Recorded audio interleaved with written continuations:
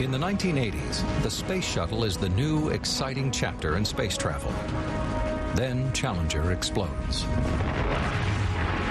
This is the story of that flight, the human story behind a technological disaster. Christa McAuliffe, a teacher, will be the first ordinary citizen in space. Roger Beaujolais, an engineer, knows Challenger has a problem and tries to stop the launch. You! Listen to me, now! And Richard Feynman, an eccentric genius, is part of the commission that investigates the Challenger disaster. Challenger puts the entire space program itself on trial and casts a long shadow over one of man's greatest dreams, the conquest of space.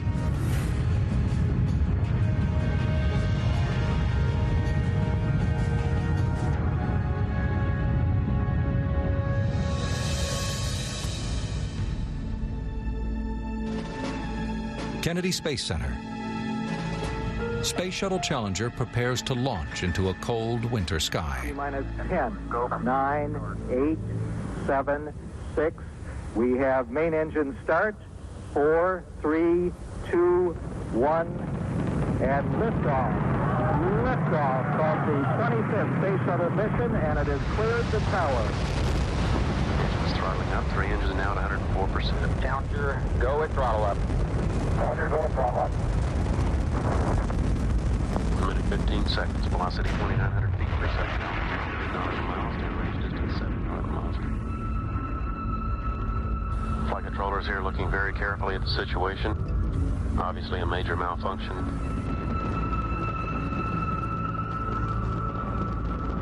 President Reagan cancels his State of the Union address to speak to a shocked world. The crew of the Space Shuttle Challenger honored us for the manner in which they lived their lives. We will never forget them, nor the last time we saw them, this morning, as they prepared for their journey and waved goodbye, and slipped the surly bonds of Earth to touch the face of God.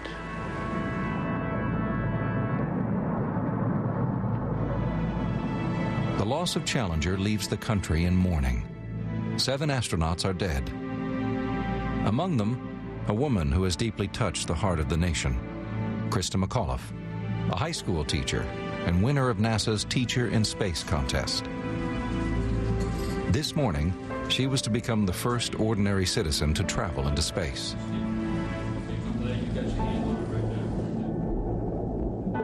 Her dream now lies shattered on the ocean floor.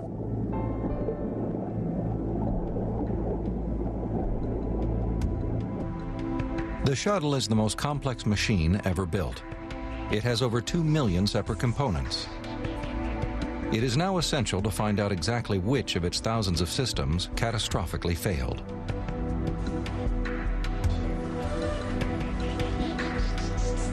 Within days, President Reagan sets up an inquiry, named the Rogers Commission after its chairman, William Rogers.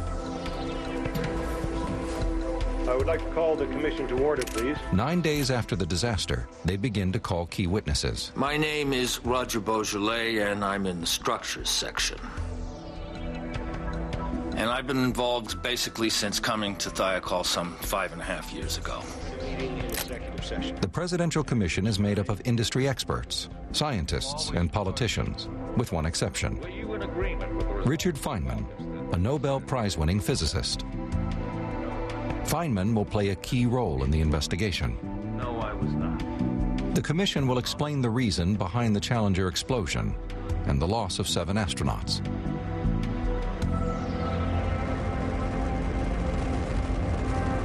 The story of the Challenger mission starts almost 2 years before launch in the town of Concord, New Hampshire.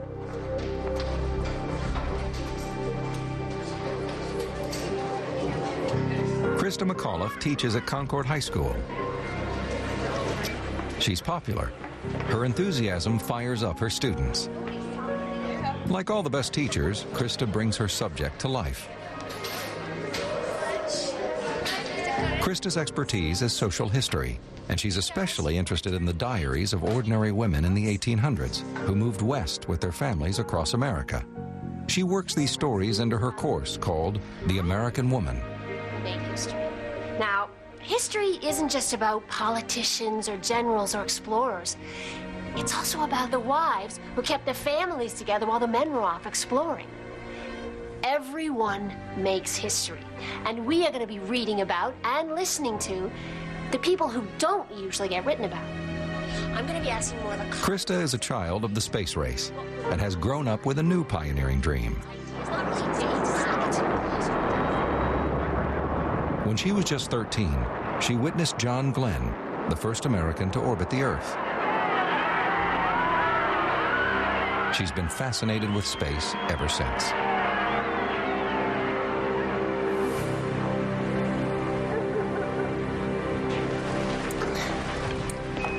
On April 13th, 1984, shuttle mission STS-41C is returning to Earth.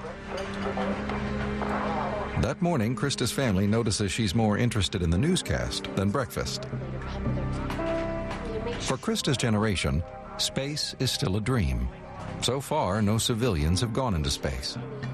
Perhaps for her young children, Scott and Caroline, space travel will eventually be a reality. NASA's stated aim is that the space shuttle will make space travel routine.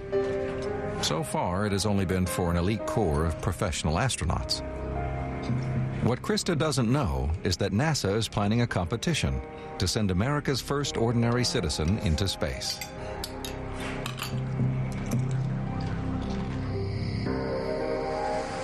The announcement comes 4 months later, when Christa and her husband Steve stop for some burgers on their way home. Here we go. Don't say I never buy you dinner. But why do they only ever serve finger foods at these formal things? Well, I won't drag you along next time. You can't turn out to that your wife. Well, I know you don't like these things. Well, you do the same for me. A radio announcement catches her attention. Today I'm directing NASA to begin a search in all of our elementary and secondary schools and to choose as the first citizen passenger in the history of our space program, one of America's finest, a teacher.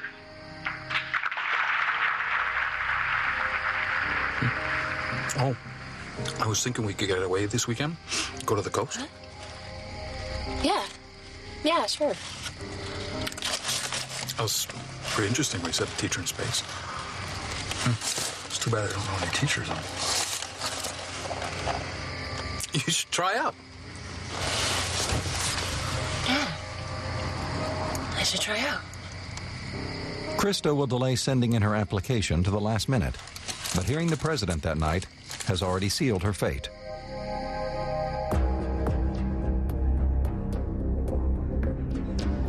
The space shuttle program is in full swing. 1 year from now, NASA plans to launch Challenger. At the engineering plant of Morton Thiokol, a NASA contractor in Utah, Roger Beaujolais and his colleagues watch as Discovery mission STS-51C come safely back to Earth. The engineers that work on the shuttle know that it is not a perfect machine. Like any new technology, it has problems, from cracks in turbine blades to faulty heat exchangers. Good.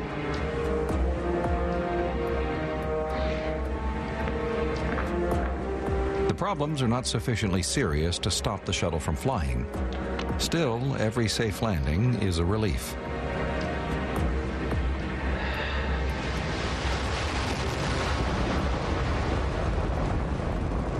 Morton Thiokol manufactures the solid rocket boosters for NASA.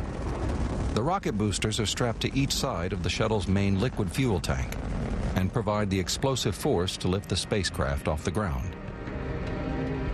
These huge rockets are made up of 4 motor segments fitted with solid fuel, designed to be reused after each launch. The joints between each segment have to withstand the vast forces produced during blastoff. Each segment is sealed against the next segment with 2 rubber seals, called O-rings. For the rocket boosters to work, the joints have to function perfectly. Part of Roger Beaujolais' job is to make sure they do. 3 days after mission STS-51C lands, Beaujolais starts his inspection of the joints on the returned rocket booster segments. Even 20 years later, the surprise at what he found that day is still vivid in his mind. I went around, and on the first booster, I found on one of the joints hot gas, massive amount of hot gas from propulsion had actually compromised the primary O-ring. So I thought, my God, we came within about 8 or 10 seconds of failure.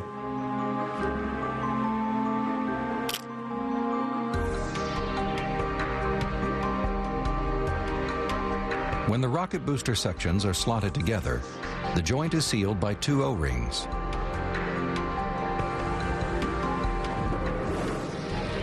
The O-rings are designed to form a seal against the superheated rocket exhaust gases that are produced at incredible pressure during launch. The first O-ring should do the job. The second O-ring is a safety backup. Beaujolais' photos of Flight 51C's joints reveal hard evidence there is a major design flaw. He discovers that hot gas has blasted past the first ring and burned the second backup O-ring.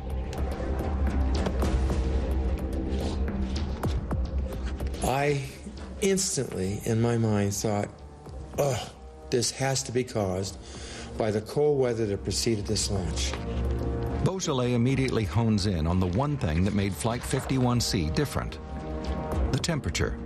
Post-flight analysis showed the O-rings were 53 degrees Fahrenheit, unusually cold for a launch. The O-rings are supposed to be flexible. On launch, they squeeze and stretch to seal the gap. But on Flight 51C, the dual O-ring system malfunctioned. The primary seal did not work, and hot gas escaped. Luckily, the second O-ring caught the leak. If it hadn't, the result might have been far more dangerous. The next day, Beaujolais reports his findings to NASA. Together, NASA and Morton Thiokol conclude that the condition is not desirable but acceptable. Shuttle launches continue. But Beaujolais and his colleagues run further tests. The results are shocking. To their surprise, they discover that the O-rings could also be ineffective even at room temperature.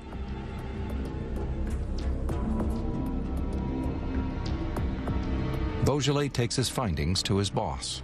When we went to our manager, who was my boss, and told him about this, he said this material was too sensitive to release to anybody, so he kept it secret. Do you have any idea? You have any idea what that does to somebody who's trying to put flight safety first and foremost on the program, and to have a manager do that to you? Throughout 1985, NASA has a very ambitious launch schedule. Flight 51C is the first of 9 planned launches, and the pressure is on to keep the shuttle flying. Any delays would ultimately cost money, and jobs were at stake. They didn't want to hear because I believe they wanted to ensure for the company they would get the follow-on contract that was in negotiations with NASA at that point in time. That contract was worth over $1 billion. As the weeks pass, Beaujolais' frustration at the lack of action continues to eat away at him. Bob, did you read my memo? The O-rings, Bob? I really feel there's some urgency here. Well, the erosion was pretty bad after the last flight. Right, Bob. Right. I'll leave it with you. While Beaujolais struggles to be heard, NASA has already announced the crew for the Challenger flight, scheduled to launch in January 1986. The Challenger commander is shuttle veteran Dick Scobie. Scobie is made of the right stuff. He rose up the ranks in the Air Force to become a test pilot before joining NASA in 1978. He is a career astronaut and first flew the shuttle in 1984. The Challenger mission will be his first time as commander. His widow June remembers his excitement. Dick came home with such joy to say, they've announced the crew for Flight 51L, and I'm named the commander. It was a big celebration. I think we opened a bottle of champagne that night and celebrated. Only professional astronauts like Scobie have flown on board the shuttle. But by mid-1985, NASA is confident enough in the shuttle's safety to allow non-specialists into space.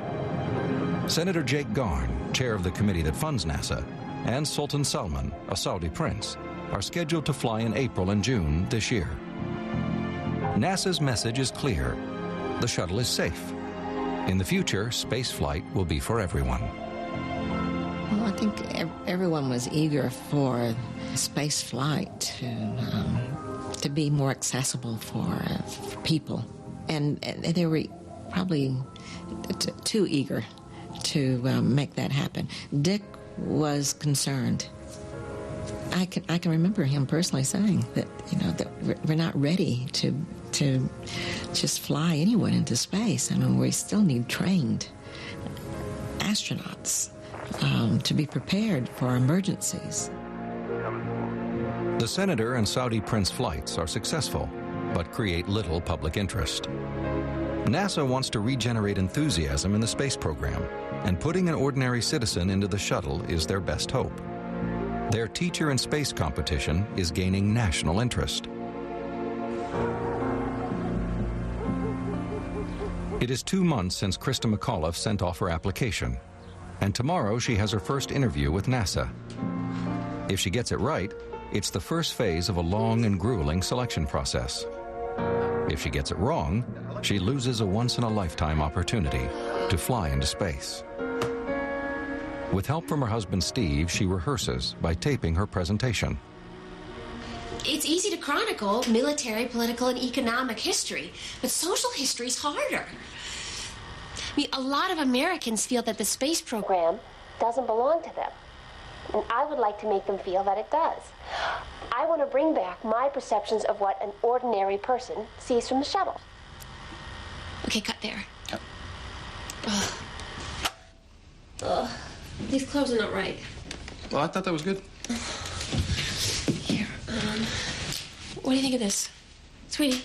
Yeah, I like that. I liked what you had on before. I don't know. What about this? You like this? How about this? Huh? That's good. It's not right. We have to do it again. I thought it was good. Hey. Hey, there's a zoom. Dave, can you bring up the blue dress? Huh? The blue dress? Yeah. Christa gets it exactly right. She makes it through to the next round. Inspired by the pioneering women of American history, she told the judges that she too plans to keep a journal of her journey in space.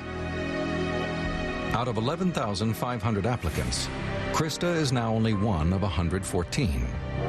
She is on her way to space.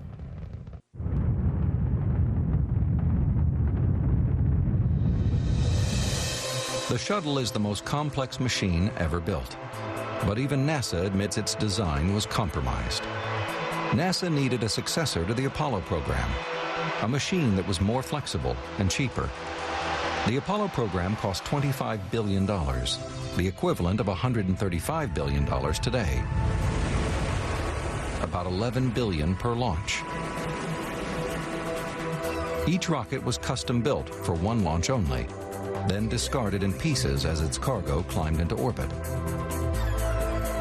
NASA needed to reduce costs due to budget cuts in the 1970s. Their answer was the Space Shuttle, a reusable, small, light vehicle that could land like a plane.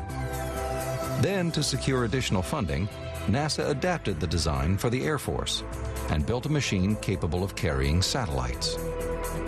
This meant a larger payload bay, larger wings, and a heavier craft. When it first launched in 1981, the shuttle was a technological marvel. But the final design was no longer the vehicle NASA originally wanted, nor was it as safe as they had originally planned.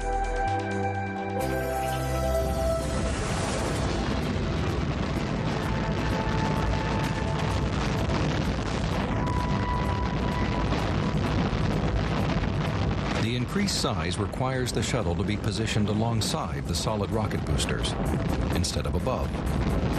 Now, if the rockets exploded, the shuttle itself risked being caught in the fireball.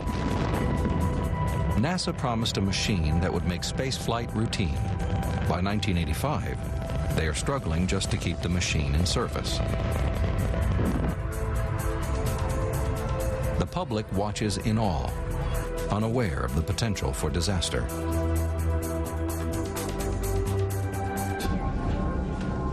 In the aftermath of the Challenger explosion, a presidential commission is set up to find out exactly what went wrong. Its chairman is William Rogers, Secretary of State under Richard Nixon. The Rogers Commission has a dazzling array of members: scientists, politicians, astronauts, and military officers. The commission also picks one of the most brilliant minds in America, someone with no connections to the space industry, who can bring a different perspective. Richard Feynman. Different aspects of nature are really different aspects of the same thing. That all the phenomena that you see, the great variety of different things, can all be explained, perhaps, as different aspects of some underlying business or some underlying laws or some underlying simplicity. Richard Feynman was involved in the development of the atom bomb and won the Nobel Prize for Physics. He's known as a free thinker, an intellectual maverick, a genius with a sharp sense of humor and a love of bongo drums. He's also undergoing treatment for cancer.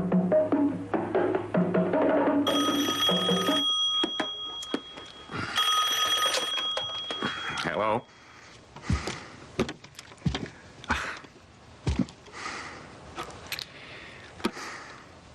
Now, I've told you, Bill, I've spent a lifetime avoiding Washington, so right now my answer would have to be no thanks.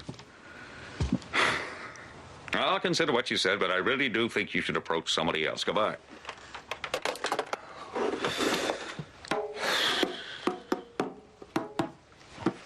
There you go. What was that? Do you remember an old student of mine, Bill Graham? No. Well, apparently he's now the deputy administrator for NASA. What did he want? He wants me to serve on this presidential commission that's investigating the Challenger accident. What did you say? I said no. I've spent a lifetime avoiding Washington. I'm too old to get mixed up with the political shenanigans that go on in that place. I think you should do it. Oh, well, there's plenty of others just disqualified. There may not be anything, but if there is, you'll find it. There isn't anyone else who can do that like you can. I see you're appealing to my vanity. It usually works.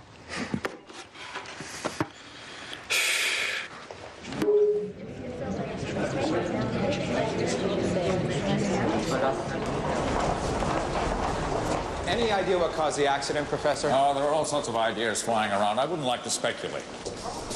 What do you think you can bring to this inquiry? Well, in science, sometimes you get a better understanding of a problem by looking at it from a different angle. Maybe that's what I bring, a different angle. Ed, what do you say to those people who are convinced that this commission will be a cover-up? Listen, I was talking to a bunch of rocket engineers the other day, and they were discussing a certain problem. They described this problem as being a pressure-induced vorticity oscillation. I said, do you mean a whistle? They said, yeah, a whistle. It's not the cover-up we have to fear. It's the truth obscured by arcane language.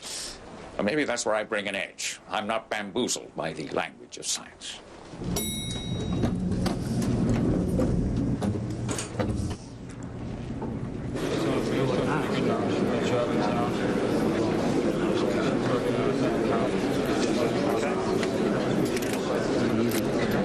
Ladies and gentlemen, I now would like to call this first meeting of the Presidential Commission on the Space Shuttle Challenger accident to order. I want to start with just a couple of preliminary remarks. As you know, NASA presents the commission with various possible reasons for the shuttle failure. Early on in the hearing, the commission's attention turns to the solid rocket boosters. From the start, it's plain to Feynman that the commission is getting bogged down in technical jargon. As a physicist, he knows there's always a simple answer. That decision, given the information we have. Roger Beaujolais is one of the engineers called to the hearings to explain how the solid rocket boosters operate. According to Beaujolais, Morton Thiokol's lawyers have told him to answer questions, but to not offer any extra information. He decides not to be silenced. My name is Roger Beaujolais, and I'm in the structures section. And I've been involved with these seals and the rings basically since coming to Thiokol some 5.5 years ago.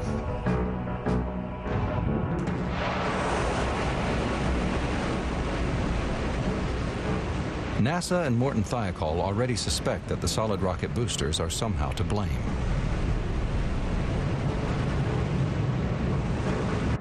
Beaujolais tells the commission he knew a year ago that the O-rings in the solid rocket boosters can fail under some circumstances, and that if the primary and backup O-rings both fail, the whole launch system could explode. It's a revelation to the commission, but in hindsight, it is no surprise. The O-ring joints are there because the rocket boosters are built in segments. During the bidding process, some companies submitted designs for a single-tube rocket booster, which could have been delivered by sea in one piece.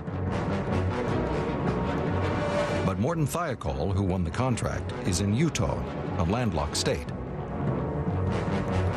They have to transport the solid rocket booster segments to Florida by rail, where they are assembled for each launch.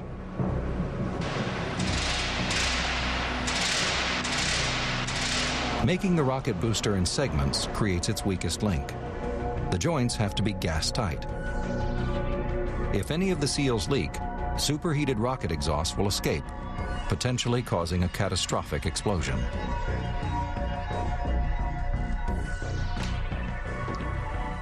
This problem has escalated so badly in the eyes of everyone, especially our customer, NASA, that if we do not secure a timely solution, we stand in danger of having our competitors solve our problem.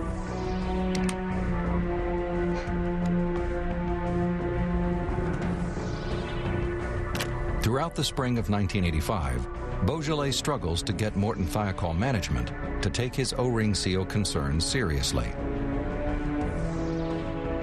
It was like I was talking to a solid piece of granite. No response, no reaction, no emotion, no anything. We all knew that the joint was defective, and we had no choice but to fly because that's what the managers insisted on. And so it was our job to keep it flying as safe as possible, but we didn't take that lightly.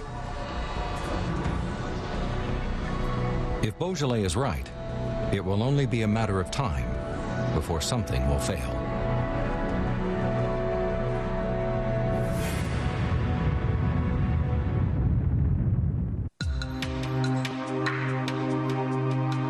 Each shuttle is engineered with a precision that pushes the limits of the possible.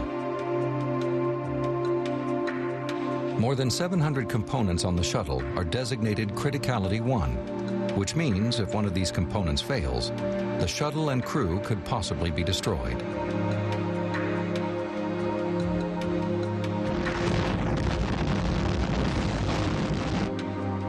The engineers know that it is still an experimental machine. Their job is to find and deal with the problems and keep the shuttle flying. At the time of the Challenger disaster, Judd Lovengood was NASA's deputy manager of shuttle projects, the department in charge of rocket propulsion. There were problems on the main engines. We had cracks in heat exchanger wells that we discovered. We had turbine blades that were cracking. We had problems with bearings that we were taking risk in continuing to fly. If you got a multi-billion-dollar program like we had, it cost a lot of money to stand down. If you think that you can solve problems like we thought we could do on the SRB seal, then the thing to do is to solve that problem. If you think the risk is low enough to take that risk, that's a tough decision to make. If we thought we were going to kill 7 astronauts, we would have stopped the program. But we didn't think that was going to happen. The engineers and astronauts all know that every shuttle flight is a carefully calculated risk. The public remains oblivious to any danger. Even though Beaujolais and his colleagues have discovered the O-ring problem, NASA's Teacher in Space program suggests that space is safe enough for anyone. From Cape Kennedy next January, you will be representing that whole... President Reagan even jokes with the candidates. You will be the emissary to the next generation of American heroes. For the lucky one who does go up in the shuttle, I have only one assignment. Take notes. There'll be a quiz after you land. 114 teachers are in Washington for tests and interviews. Among them is Christa McAuliffe. Another candidate is Dick Methia.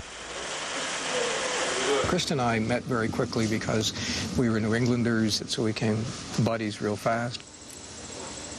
Some of these teachers had climbed the highest mountains. Some of them had gone on Atlantic voyages with 3 colleagues. Some of them been national presidential award winners, and we just looked at each other and said, what are we doing here? So we decided, I think at that point, Christa and I, that this was a gift.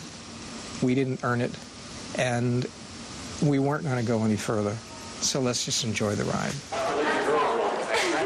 After 6 exciting days in Washington, D.C., Christa returns home, convinced her big adventure is over. But just 2 days later, she gets a late-night call from NASA. She's made it to the final 10. So has her fellow New Englander, Dick Methia. It made us think a lot about what NASA was really looking for, and I think what they were looking for was a common touch, somebody who could relate to the general population, somebody whom the common person in the street could say, hey, she's just like me. She was so wonderfully human. The consummate educator in that sense, always giving, and she was also a lot of fun. She laughed all the time, and she would bring laughter to a group that wasn't ready to laugh. The 10 finalists are put through a series of grueling psychological and physical tests. Oxygen uptake, reaction times, tolerance of confined spaces. Everything is measured, charted, and assessed. It's an exciting time for the finalists. NASA will choose one of them for the adventure of a lifetime. But Dick Scobie, Challenger's commander, is concerned. He knows this is more than an adventure. He fears the teachers do not understand the risk. It was not an airliner to fly passengers in space, and he knew full well that Public Affairs Office for NASA was involved in putting a smile on all of this space flight opportunities. So when I saw Dick's concern, I asked him if it wouldn't make him feel better to talk to the teachers, the finalists, the 10 finalists. And he had already been thinking that that would be the important thing to do. The real dangers of spaceflight hit home when Commander Scobie gives a talk to the final 10 candidates.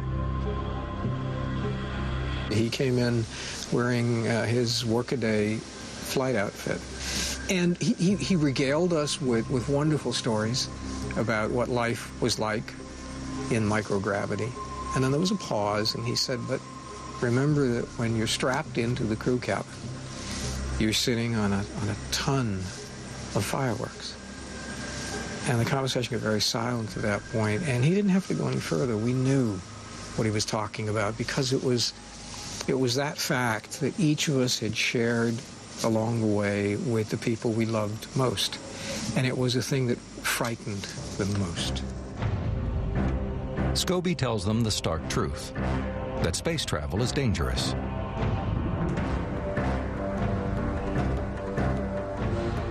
During the Presidential Commission, Richard Feynman discovers that the managers at NASA claim the odds of a shuttle failure are 1 in 100,000. Engineers like Roger Beaujolais put the risk at more like 1 in 100. The figures are guesses. The engineers are working with new, untested technology. Each launch is a risk. The Commission finds that human judgment was just as critical as any technical failure. They discover the night before the launch, there was a desperate struggle to stop Challenger from taking off.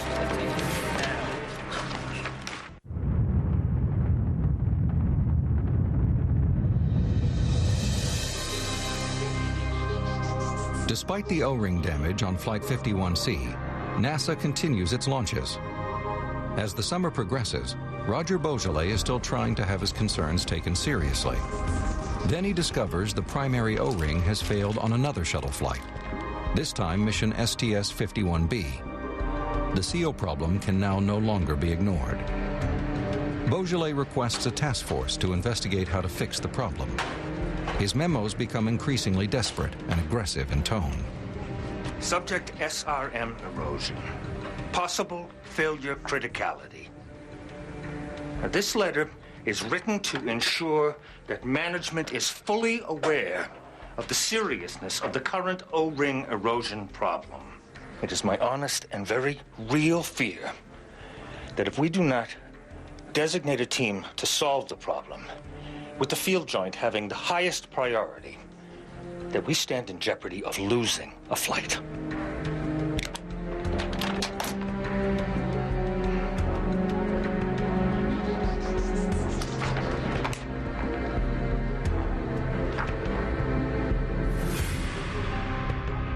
We were writing these memos to try and start a little flame underneath it, to be able to get something done, because we were concerned.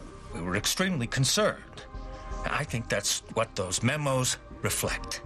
They reflect frustration and concern. Beaujolais' tactics are beginning to alienate the management at Morton Thiokol. Even close colleagues think his approach may be hurting his case. Super engineer. Good man. But you need to soften yourself a little bit to work with people, because you'll always have people that, aren't going to see it your way. And you just got to be patient with them and a little bit forgiving and try and bring them around slowly. I have been described as a giant pain in the ass, okay? But the same people who described me that way were the same people who called me when they had a problem, after they got to know who I was and what I could do and the experience I had. On July 19th, 1985, Beaujolais gets some good news. I thought you'd be pleased to hear we're putting together a task force. I've been arguing that for months. It's official, right? Task force? Official? Leave it with me.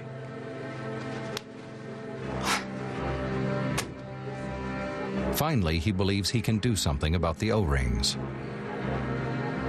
And we were thrilled and working our tails off because we finally got a chance to do what we've been trying to get done now for, 5.5 years. For the 10 finalists, all the testing, training, and dreaming was over. It all came... On the same day that Beaujolais gets his task force, Christa McAuliffe is in Washington, D.C. to publicly receive her own good news. By unanimous vote, she is the teacher in space.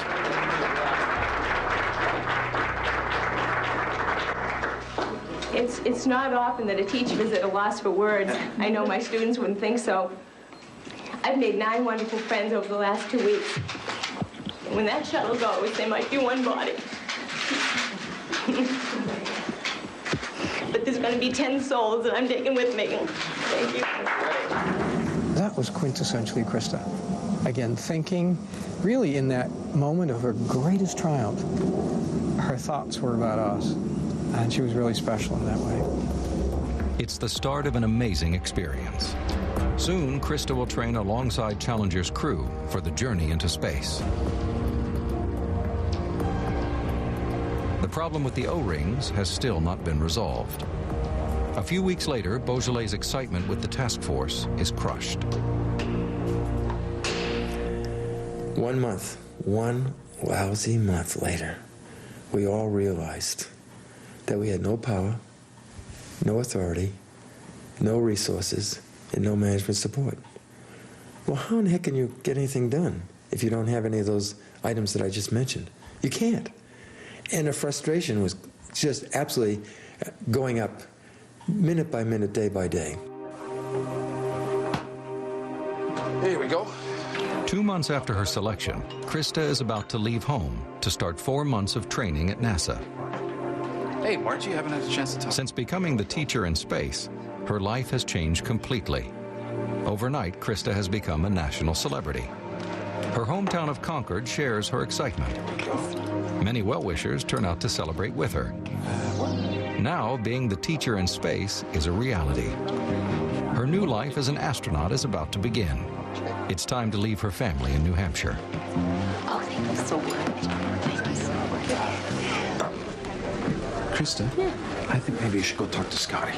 I think he misses his mommy already. Okay. Yeah. Hey, Carolyn, come with Poppy. Big swinging. Oh, my goodness, somebody's getting big. Could that be you? Hmm? Oh.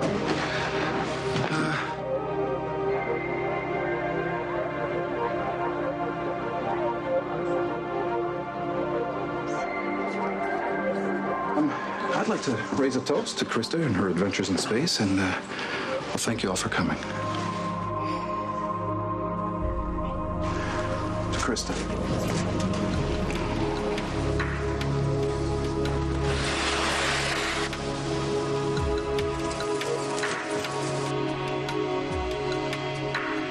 Challenger's crew consists of Dick Scobie, Christa McAuliffe, pilot Michael Smith, and mission specialists Ellison Onizuka, Judith Resnick, Ronald McNair, and payload specialist Greg Jarvis.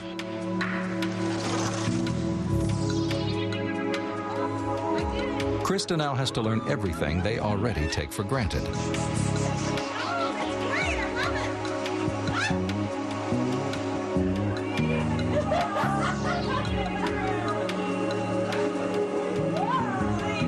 Despite missing her family, she enjoys every minute of her training. And Krista was very lighthearted most of the time, but she did take it very seriously. And at one point, she asked me if I thought space flight was safe. She asked if I would fly, and I said I would. I said, yes, I think it's safe, if it's safe enough for my husband, and it will be safe for you. But I've regretted those words many times since then.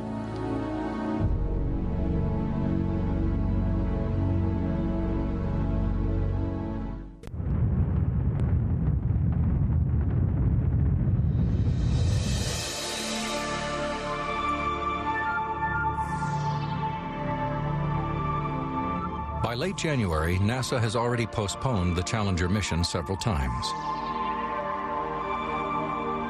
The first launch attempt is now scheduled for Sunday, January 26th, 3 days from now.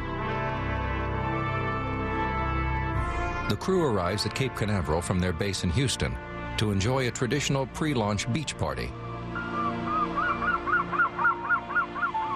Before every launch, the families all come together at a beach house, and we all have a picnic dinner together. But it was a bit cool, and Dick wanted to walk along the beach. So we walked out and to the left toward the orbiter that was ready for launch. And it was glistening in the sunlight. It was beautiful.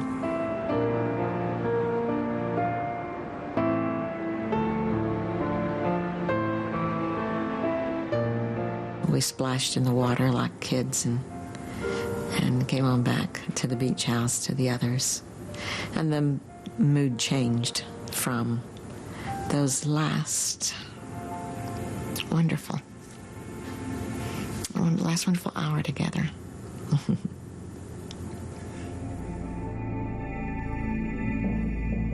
The night before the Sunday launch, thunderstorms hit the area.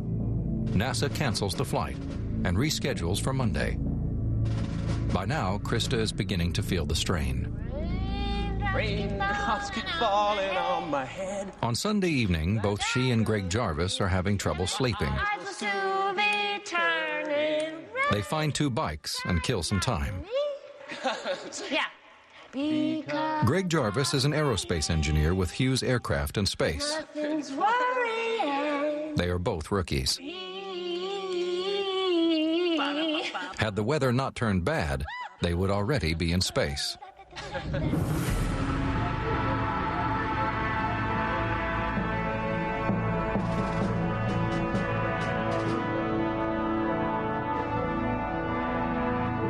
The next morning, Christa and her crewmates take their places in the shuttle. Now there is a new problem with the external handle used to lock the access hatch. Countdown is halted while engineers assess the situation. The handle is jammed. We got a problem on removing one of the screws on the milk stool. It appears it might have to be drilled out. After 2.5 hours, the technical crew have to use a hacksaw to cut away the handle. They are ready to go, but they have lost precious time. The wind is now too strong. At 12:36 p.m. Eastern Standard Time, NASA scrubs the launch. The news reporters were blasting NASA for not being able to get a flight off on schedule, to launch a flight. And even though the crew wasn't responsible for launch dates and times, they took the negative comments very personal. They had a lot of pride in their mission, and they wanted it to be successful.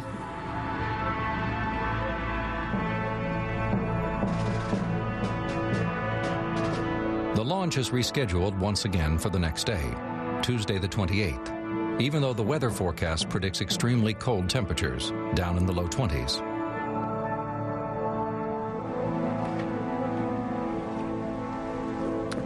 I first heard about the cold temperatures prior to the launch at 1 o'clock on the day before the launch. And from past experience, it just concerned me terribly. And so we began to question the feasibility of launching at such a low temperature. And we spent the rest of the day raising these questions. And the O-ring was your concern? Yes.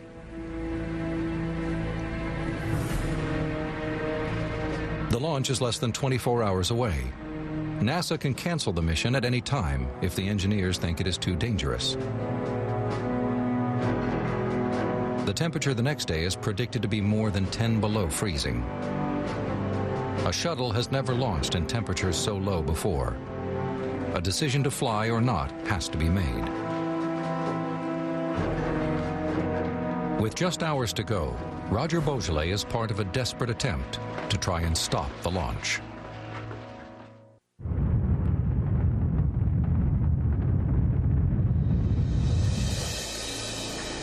NASA is running out of time. Tomorrow they need to launch by 12:38 p.m. at the latest in order to reach the correct orbit. Challenger is under scrutiny because it has Christa McAuliffe, the teacher in space, on board. Everyone knows NASA wasted a perfectly good launch opportunity because they couldn't remove a jammed handle. With each delay, their public image takes a beating. Now the weather is closing in. Record low temperatures are forecast.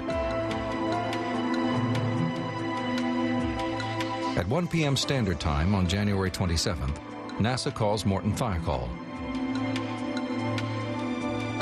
The call goes through to Beaujolais' colleague, Arnie Thompson. NASA wants to know if Morton Fire Call has any concerns about launching in the cold. They called me the morning before. They predicted temperatures of 18 degrees the next morning at flight time. And that's when it really hit the fan big time. We rushed into a meeting, and 4 or 5 of us decided that we're going to make an attempt to stop the launch. The fact of the matter is, O-rings don't work with a dam at freezing temperatures. You don't have to be a rocket scientist to figure this out. All you have to have is a modicum of common sense. Beaujolais and Thompson alert the management at Morton Fire Call of the dangers posed by launching at such a cold temperature. By early afternoon, their bosses are convinced. They get on the phone with NASA to voice their concerns.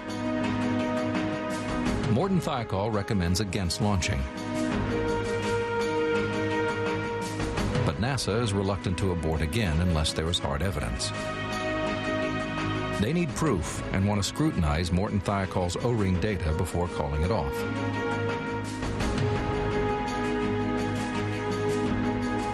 A conference call between Morton Thiokol and NASA is planned for 8:15 p.m. Eastern Standard Time.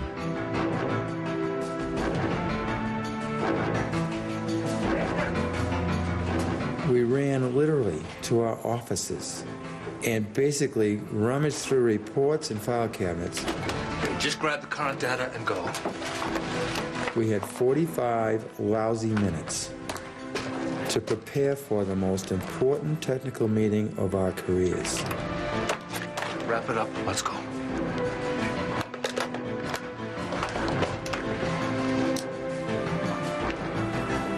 It was now quitting time. Everybody left. We were on our own. Never before in the history of spaceflight had there been a company stand up and try to stop a launch of anything. I'm talking about unmanned as well as manned. Nobody, no company has ever done that.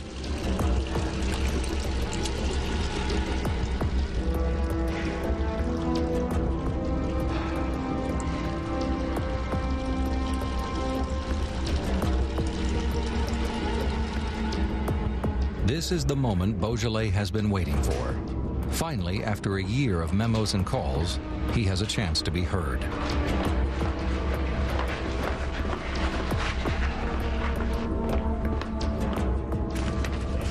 As they gather in the meeting room, the Morton Thiokol team are confident they will be able to stop the launch. Yes. They know NASA would not go against a contractor's recommendation. By 8:45 p.m., the call from NASA is connected. Kennedy Space Center is responsible for all launches. Larry Malloy is NASA's manager of the Solid Rocket Booster Project.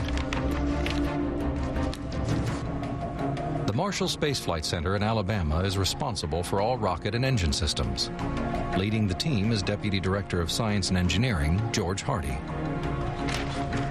The management team in Morton Thiokol is Senior Vice President Gerald Mason, Joe Kilminster, Vice President of the Space Booster Program, and Robert Lund, Morton Thiokol's Vice President of Engineering.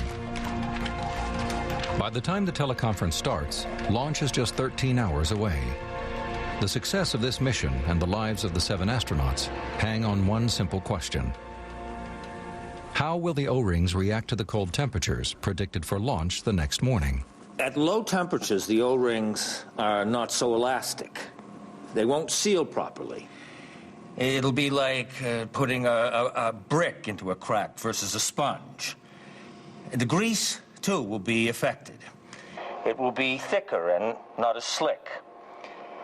We will have a higher O-ring actuation time, and if that happens, we will approach the threshold of secondary seal pressurization capability. So we have a situation where neither the primary seal nor the secondary seal will function. After half an hour, the presentation is finished, and spirits among the engineers at Morton Thiokol are high. I'm a little confused by your presentation, Thiokol. You're telling me that we can't launch under 53 degrees, yet your own data suggests that you had blow-by on the O-rings when we launched at 75 degrees. The blow-by was definitely worse at the lower temperature. Then Malloy asked for Morton Thiokol's launch recommendation. Their decision comes down to Joe Kilminster. I have maximum of 10% confidence that he's going to stand by what we went into the meeting with, and that was everybody was totally supportive of not launching. And much to my surprise, Kilminster answers and says, So I guess our conclusions are that we should not fly outside of our database, which is 53 degrees. And metaphorically inside of my body, I went, yes! And I was absolutely on top of the world. That lasted for about 10 seconds.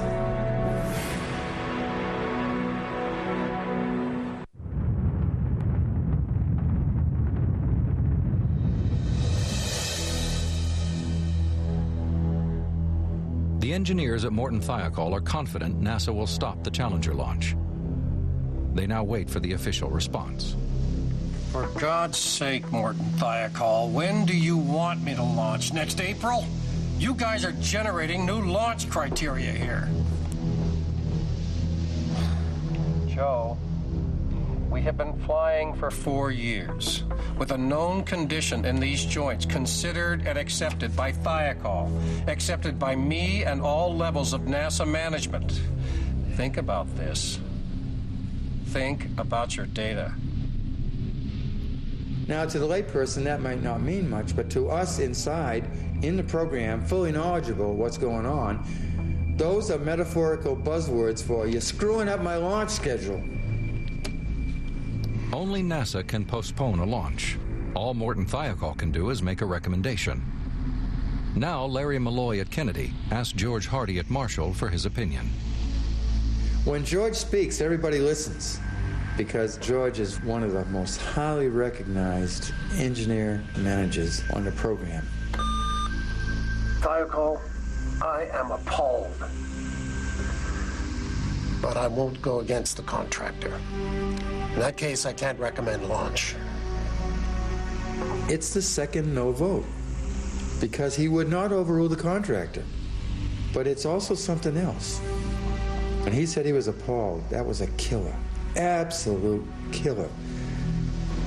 With their next multi-million-dollar contract still under negotiation with NASA, the Morton Thiokol managers are under intense pressure. At this point, Senior Vice President Gerald Mason intervenes.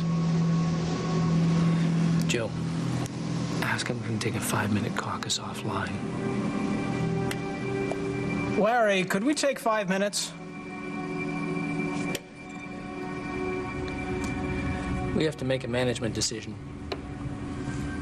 Let's look over the data again and consider Larry Malloy's points. Now, if we launch at the predicted temperatures, we are out of our experience base. Even if we take 40 degrees as the temperature floor, we are still way out of our database. In launching at these low temperatures, we are moving away from goodness. We're covering the same ground again. We're just spinning our wheels. To the engineers' dismay, the managers ignore them and hold a private conversation. The 5 minutes soon stretches into half an hour. It's clear the managers are changing their minds. Thompson makes a last-ditch effort to stop the launch. And during this so-called private meeting, while we're offline, I could hear and see the way it was going. And I did something I probably would never do again even. I picked up all my charts and went up to the middle of the table because there was a vacant chair there, and I went through the whole thing, or, as much as I felt I had time, and the resiliency data and some of the other things they're associated with it, and my worried about flying even at room temperature. Finally, I looked up at Jerry's face, and that was pretty grim. I just went back to my desk, resolved that, it's going to fly, and nothing I could do about it.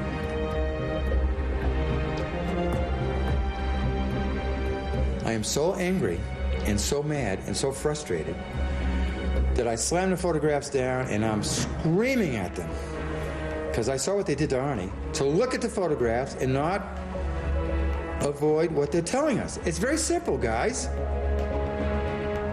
The lower the temperature, the more hot gas gets past the joint, as you see in this photograph of the January 1985 flight.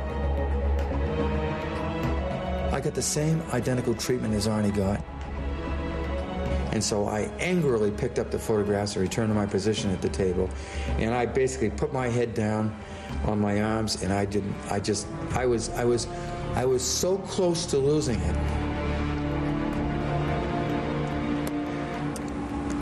Let's take a vote. Do we recommend a launch? Joe? Every stinking piece of data we had, 14 charts, one of which was the title page, pointed to a reason not to launch. You can't launch with this data. It's impossible.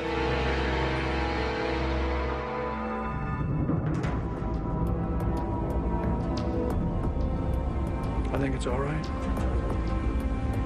The vice president of engineering is on the fence, and now he's being pressured to change his mind.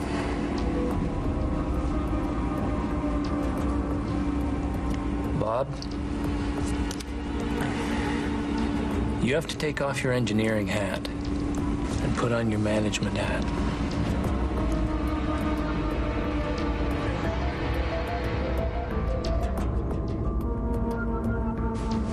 Hello, Kennedy. Marshall. Yeah, I hear you, Joe. Marshall here.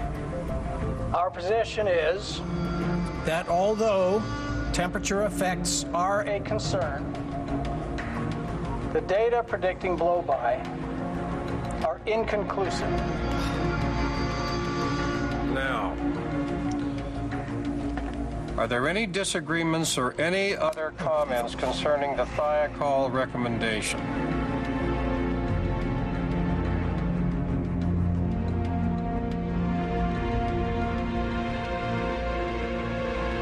The pressure is intense. No one raises any objections, not even Beaujolais. At NASA, the silence means go for launch. Well, when you're in a meeting like that, and the question is posed whether anybody disagrees with the decision to launch, and nobody disagrees, then that means that everybody agrees. If anybody had been against launching, they should have spoken up. Since they didn't, they tacitly agreed to launch. And I don't care what they say today and what they've been saying for the last 20 years, they agreed to launch. The probability of failure, was there, but they hadn't failed yet. So it's easy to say, once you failed, why didn't you do this or didn't do that? But I guess my feelings were, and I hadn't thought about it, but that, I had said what I had to say to my management, and that's where it maybe should end. Now, an afterthought, maybe I should have got up and screamed at him.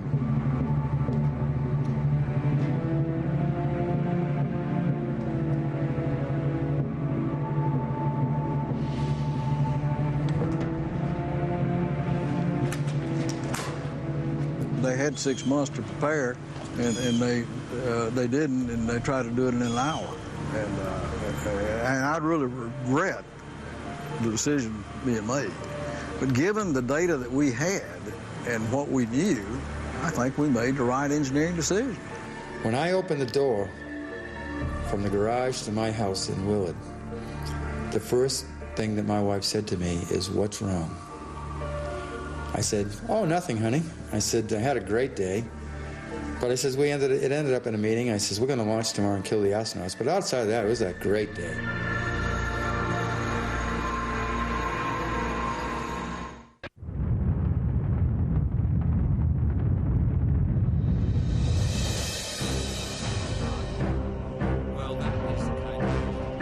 As the Presidential Commission progresses, Richard Feynman is shocked to discover that NASA knew about problems with the O-ring seals.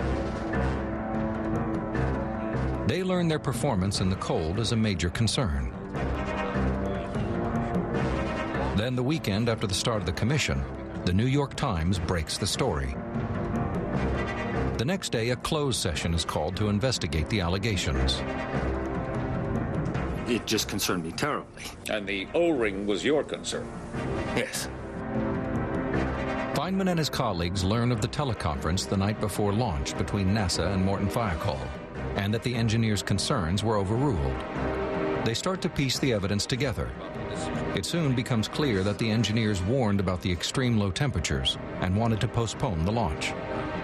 Feynman is determined to get to the bottom of what happened.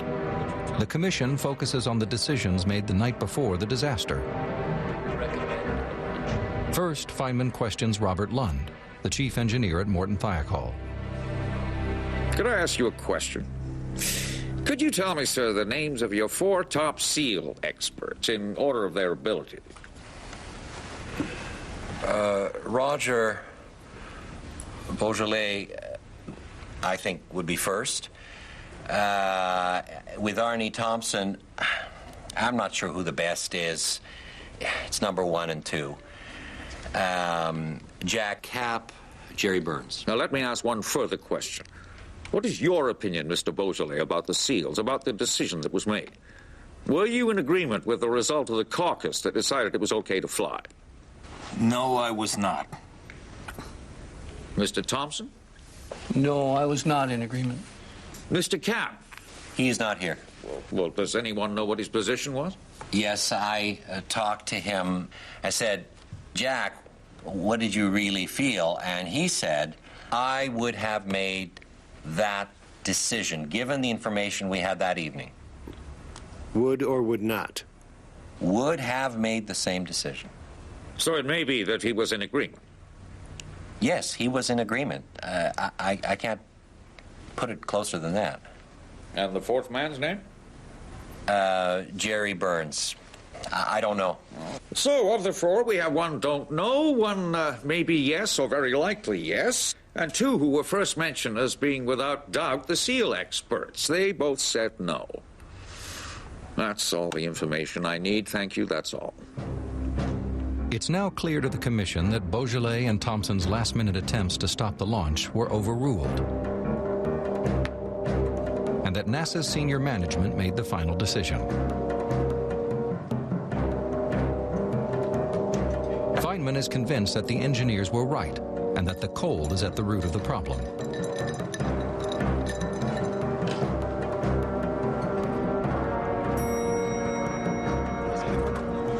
Following the New York Times revelations, the Commission is big news. Professor, can I have a minute? Well, I really have to go. It is February 11th, 1986, 2 weeks after the Challenger explosion. In the full glare of the media, Feynman begins hatching a plan to put NASA itself on trial. Could I have a glass of iced water, please? Of course, I'll get that right away. I would like to call the commission to order, please.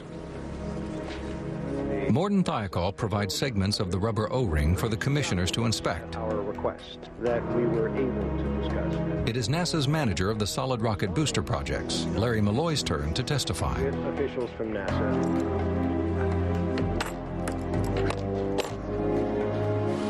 You have a look in your eye that suggests to me you're up to something.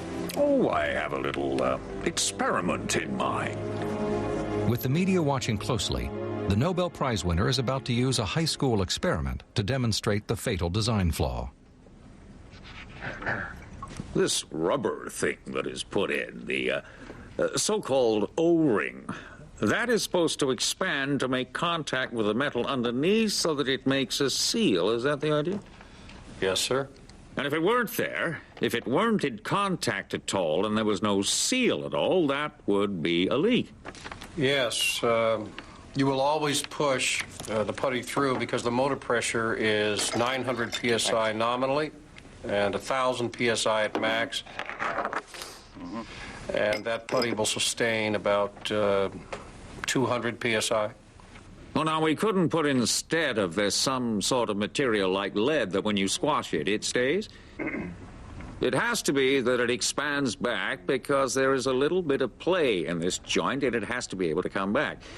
I mean, it's a rubber material so that it comes back when you move a little and it stays in contact. Is that right? Yes, sir. This seal, in order to work correctly, it must be rubber, not something like lead. Yes, sir. Because when the seal moves a little bit, when there is vibration and pressures, it would lift the lead away, which the rubber expands in place? Yes, sir. So it's important that it have this property of expansion. That is correct. If this material weren't resilient for, say, a second or two, that would be enough to be a very dangerous situation. Yes, sir. I took this stuff that I got out of your seal and I put it in ice water. And I discovered that when you put some pressure on it for a while and then undo it, it doesn't stretch back. It stays the same dimension. In other words, for a few seconds at least, there is no resilience in this particular material when it's at a temperature of 32 degrees. I believe that has some significance for our problem. It is a memorable moment. Feynman's simple experiment has made the technical problem easy for everyone to understand. But what is not easy to comprehend is why NASA allowed Challenger to launch. They knew the danger, took a calculated risk, and lost.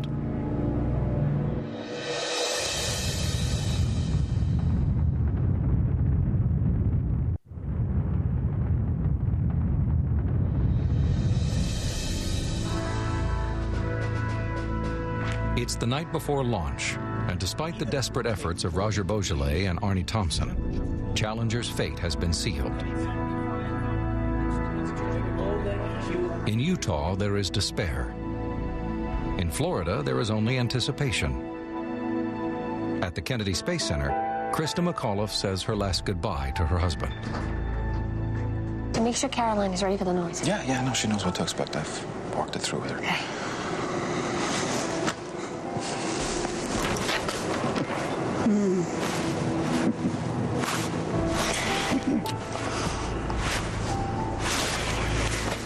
It's the third time I said goodbye. Yeah, no, it's getting cold. Go inside. Did I tell you I love you? Yeah, you mentioned it. Have a great flight.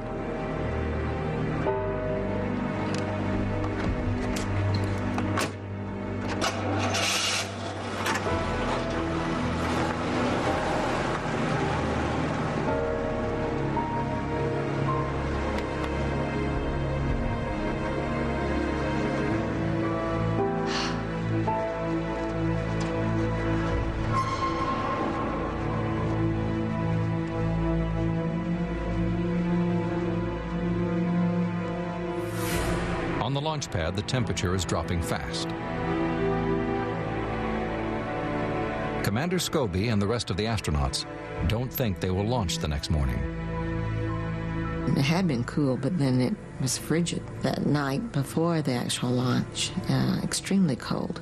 So Dick told me then that they would not be flying the next day, to go back and tell all the family members and friends who'd come to go on home that they wouldn't be flying, and they might not be flying for several days. And it was a kind of a matter of fact that they wouldn't be. I knew I would be staying and seeing him again. The temperature plummets. The astronauts pass the time thinking that tomorrow will be another scrub. Out on the launch pad, icicles as long as 18 inches are forming on the shuttle. Despite the low temperatures, Challenger will launch the next morning.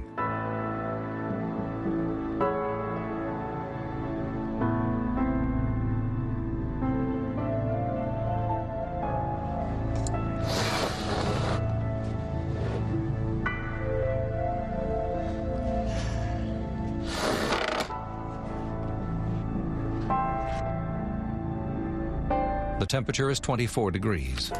But when Dick Scobie phones his wife, she's astonished to hear that Challenger is go for launch.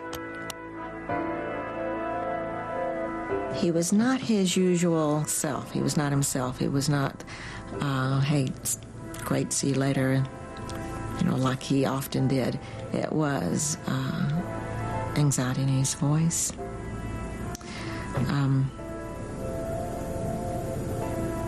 And so long, babe, I'll see you in a week. Those were his last words to me.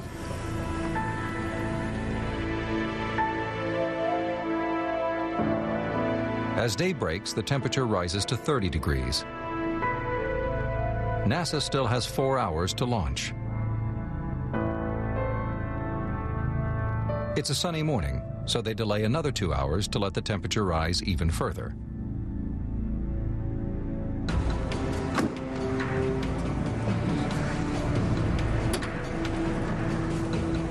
Will Mommy's spaceship make a lot of noise? I know. Just put your hands over your ears like this. See? You can't hear anything now, right? What's she doing? Let's go. Flight crew now. Commander Dick Scobie, followed by Mission Specialist Bill Weaver. Ron McNair. The pilot, Mike Smith, followed by Christa McAuliffe, teacher in space, Ellison Onizuka, and payload specialist Greg Jarvis. Big smiles today.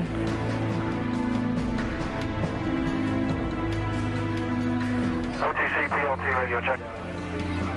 PLT, this OTC, I copy you 5 by, how many? Okay, got you on clear. Good morning. Good morning, Mike. We're ready today. Totally. The teacher observer, Christa McAuliffe, has been handed an apple by the closeout crew. Good morning, Christa. Hope we go today. Good morning. Hope so too. OTC, PS2 radio check. Christa's parents and the rest of the astronauts' families are at the Kennedy Space Center to watch the launch. Solid rockets.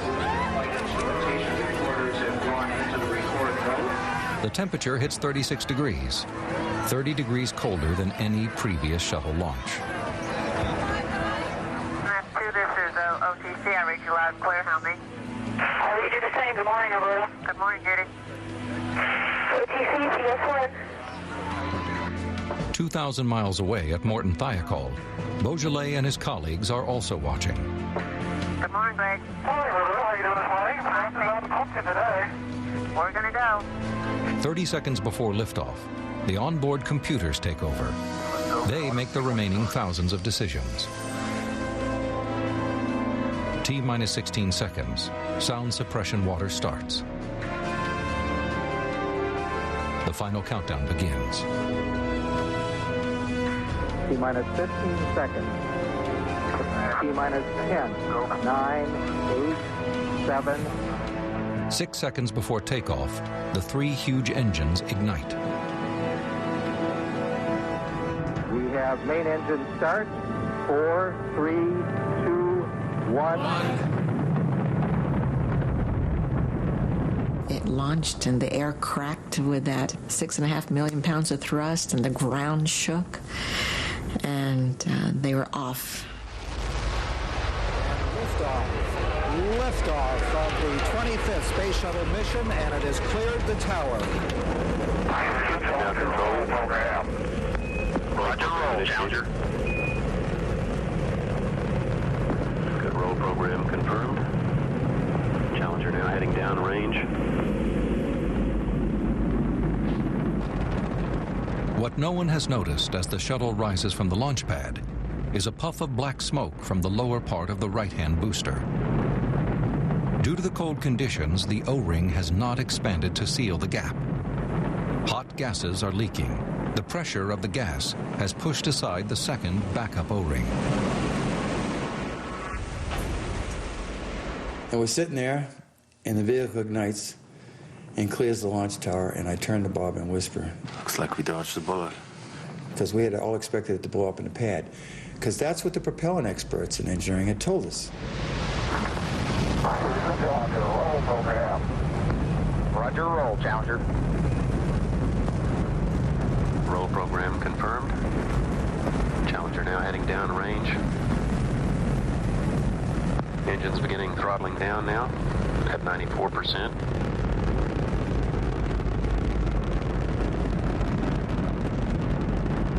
Intense hot gases within the right-hand booster begin to blow by the damaged first O-ring. 56 seconds into the flight, an entire section of the first O-ring has burned away. Hot gas starts to stream out past the displaced second O-ring. Cameras on the ground show a plume of fire from the booster. The flame is eating away at the wall of the booster, burning a bigger and bigger hole. 61 seconds. The flame is now in contact with the bottom of the external fuel tank, which contains flammable liquid hydrogen. 3 engines running normally, 3 good fuel cells. 64 seconds. The flame burns a small hole in the tank. As the hydrogen begins to burn, the plume changes shape. No one on the ground is aware of what is happening. 70 seconds. The flame burns through into the hydrogen tank. Pressure in the tank drops. Engines throttling up, 3 engines now at 104%. Challenger, go at throttle up. At 72.3 seconds, the flame burns through the support that attaches the right-hand booster to the base of the external tank. The booster starts to swivel. The lower end swings outwards. At 72.5 seconds, the nozzle at the base of the right-hand booster swivels sharply to counteract the swinging motion. A violent shudder goes through Challenger. 72.6 seconds. Hydrogen is now pouring out of the bottom of the tank, where the strut is burned through. 72.9 seconds. The instruments go haywire. They are rapidly running out of fuel. At 73.1 seconds, the bottom of the hydrogen tank falls away.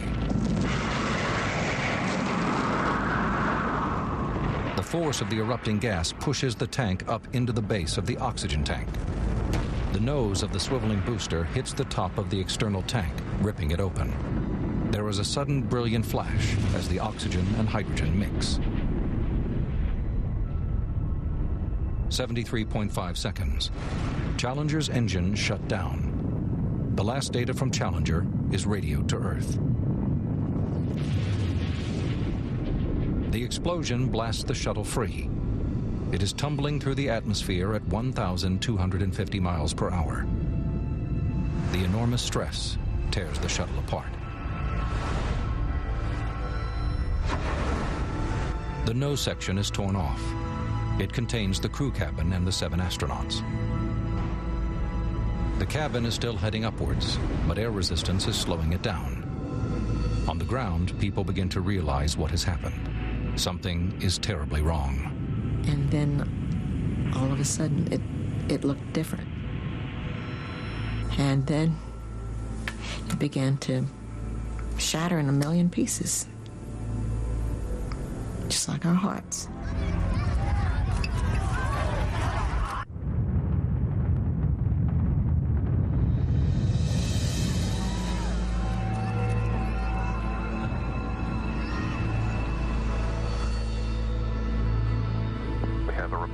Flight dynamics officer that the vehicle has exploded. Flight director confirms that. We're looking at checking. All of the families, we all looked to each other with what has happened. They all looked to me. Steve in particular, I remember his eyes. He was in shock as well. We were numb. There were no words.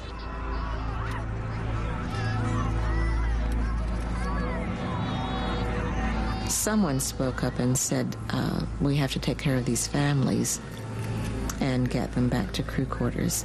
So they put us on the bus. We could see that Kennedy Space Center had absolutely come to a halt. And there was just crying everywhere. So I knew then that there was no chance that Dick was able to fly the orbiter back safely to the launch pad or anything. The crew cabin is torn off in the massive explosion. At least 3 of the crew are able to turn on their emergency air supplies. But at this point, the cabin is almost certainly depressurized. The crew would lose consciousness within seconds. The cabin takes almost 2 minutes to fall back to Earth. It is destroyed on impact as it hits the sea at 200 miles per hour. No one survives. I went to Dick's room and found his, well, first, I went to his room to weep privately.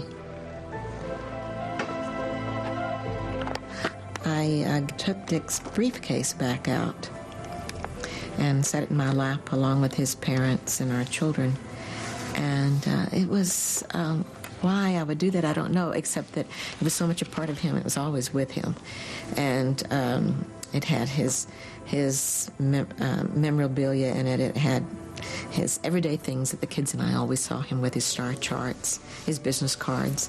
And he had taped on it some of the emblems from space and so forth. And we looked through it together. And right on top was a paper on in his handwriting that was a message about the pioneer spirit and how important space exploration was.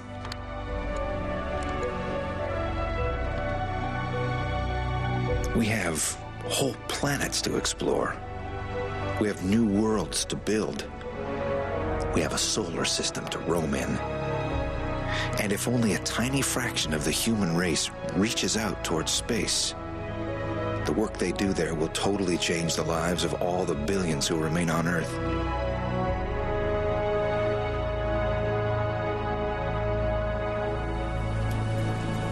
Three days later, President Reagan leads the country in mourning.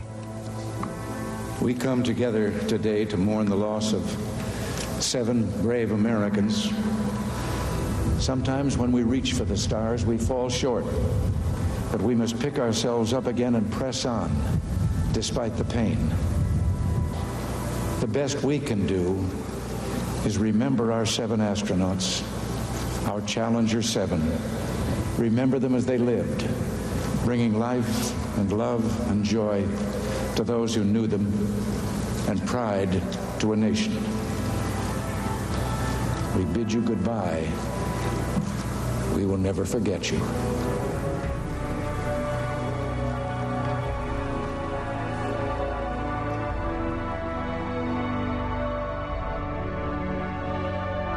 On May 2nd, 1986, the Presidential Commission investigating the Challenger disaster comes to an end. It finds that the cause of the explosion is the faulty design of the solid rocket booster joints, combined with other factors, primarily the effects of cold temperature. The commission concludes that no one person is to blame. Richard Feynman is unhappy. He believes the truth has been glossed over and insists that his own conclusions be added to the official report. He states that NASA is not communicating effectively with its suppliers and failed to recognize the importance of the O-ring problem. I don't think we've uncovered any grand conspiracy theories here. The truth is much simpler. What we found is that engineers and managers are not communicating effectively. It might be that NASA is understating the risks to ensure the supply of government funds, or they may simply believe that the shuttle is safer than their engineers claim. NASA owes it to the citizens from whom it asks support to be frank, honest, and informative, so that these citizens can make the wisest decisions for the use of their limited resources. For a successful technology, reality must take precedence over public relations, because nature cannot be fooled. Thank you. 2 years later, Richard Feynman dies of the cancer he has fought for 9 years. But with his work on the commission, he has done his country one last great service.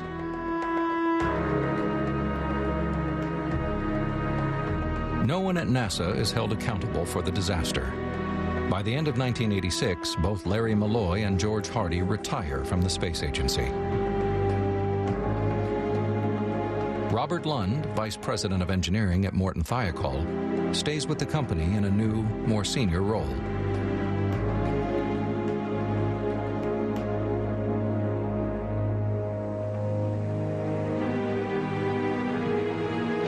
Roger Beaujolais' testimony irreparably damages his relationship with his managers and his co-workers.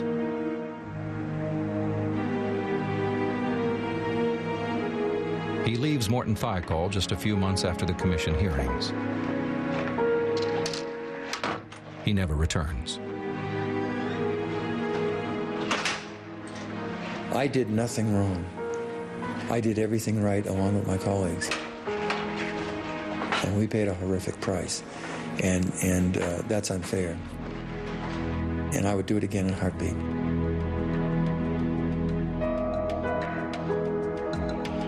In light of the commission's findings, NASA makes design changes to the shuttle. An escape system is developed for future missions, and the O-rings are redesigned. The joints now have a heated layer to prevent the effects of cold, and a third O-ring has been added. Arnie Thompson, Beaujolais' friend and ally, stayed on at Morton Thiokol as part of the rocket booster team.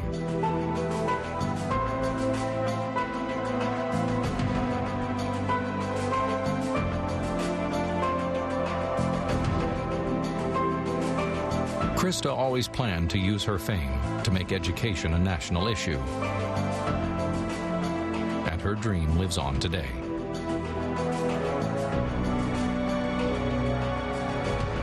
After the disaster, the astronauts' families set up the Challenger Learning Centers.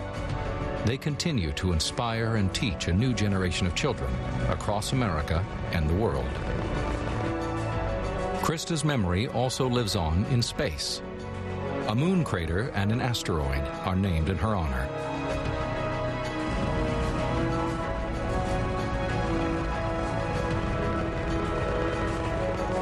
The Challenger disaster almost shattered the dream of space exploration. Manned spaceflight is still a new science, and the shuttle has always been an experimental spacecraft. But every success and failure increases our knowledge and expertise. In 1963, President Kennedy announced that America would put a man on the moon. He said it was worth pursuing not because it is easy, but because it is hard. Despite tragedies like Challenger, that dream is still alive.